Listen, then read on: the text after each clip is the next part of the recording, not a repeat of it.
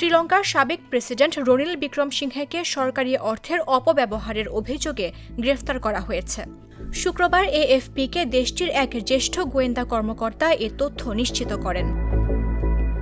Police জানায়, ২০২৩ সালের সেপ্টেম্বরে ব্রিটেনের এক বিশ্ববিদ্যালয়ে তার স্ত্রীর একটি অনুষ্ঠানে যোগ দিতে লন্ডনে যান বিক্রমসিংঘে। তিনি তখনও রাষ্ট্রপতির দায়িত্বে ছিলেন। এই সফরের জন্য তিনি সরকারি অর্থ ও নিরাপত্তার সুবিধা ব্যবহার করেছেন বলে অভিযোগ ওঠে। তদন্ত শেষে তাকে গ্রেফতার করে কলম্বো ফোর্ট ম্যাজিস্ট্রেট আদালতে হাজির করা হয়। পুলিশ বলছে, তিনি ব্যক্তিগত সফরের জন্য রাষ্ট্রীয় সম্পদ ব্যবহার করেছেন। যদিও বিক্রমসিংঘে আগে দাবি করেছিলেন তার স্ত্রীর যাত্রা ব্যয় সম্পূর্ণ নিজ খরচে হয়েছিল এবং সরকারি অর্থ এতে ব্যবহৃত হয়নি। তবে ক্রিমিনাল ইনভেস্টিগেশন ডিপার্টমেন্ট সিআইডির দাবি, পুরো সফরে খরচ এবং দেহরক্ষীদের ব্যয়ও রাষ্ট্রীয় কোষাগার থেকে বহন করা হয়েছিল।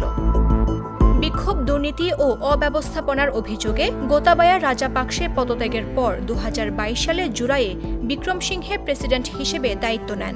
তিনি দেশের ইতিহাসে সবচেয়ে বড় অর্থনৈতিক সংকট কাটিয়ে উঠতে গুরুত্বপূর্ণ ভূমিকা পালন করেন বলে মনে করা হয়।